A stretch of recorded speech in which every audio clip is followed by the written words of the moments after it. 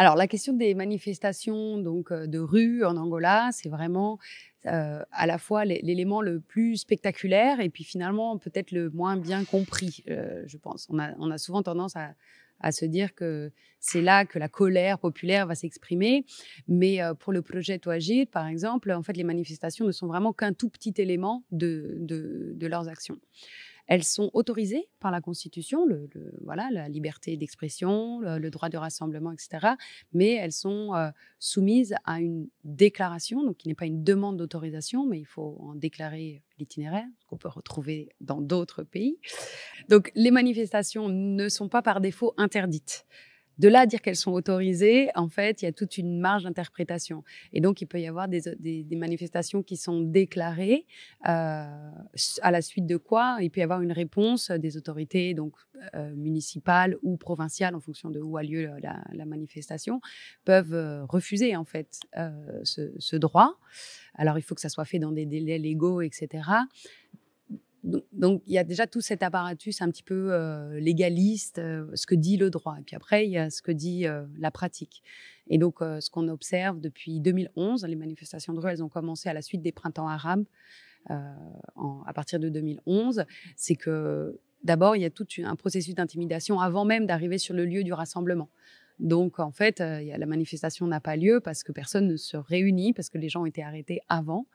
Il y a eu beaucoup de violences policières, alors au cours des manifestations ou des tentatives de manifestations, donc les gens sont arrêtés, il y a des chiens qui interviennent, les gens sont enlevés, enfin, voilà, mis dans des camions de la police, répartis dans des commissariats et cetera et ça, c'est une pratique qui continue encore aujourd'hui, mais on peut quand même dire qu'il y a une espèce d'apprentissage de cette démocratie par la rue et de ces moments, de manifestation qui se déploient de plus en plus.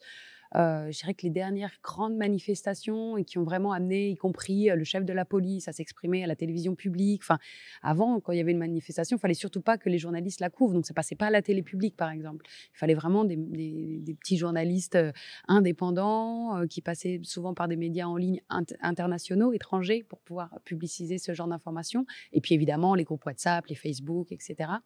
Donc maintenant, ça commence à être reconnu même, au niveau de voilà, des médias, nationaux angolais. Donc ça, c'est un grand pas.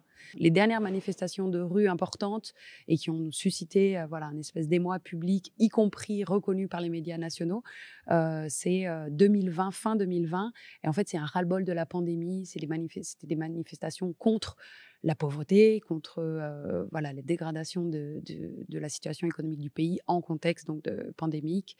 Il y a eu des morts en fait, enfin en tout cas il y a eu un mort avéré donc voilà, on sent que quand même la rue est de plus en plus un lieu de contestation et qui oblige le pouvoir à se positionner. Donc est-ce qu'elles sont autorisées? En tout cas, elles ne sont pas interdites.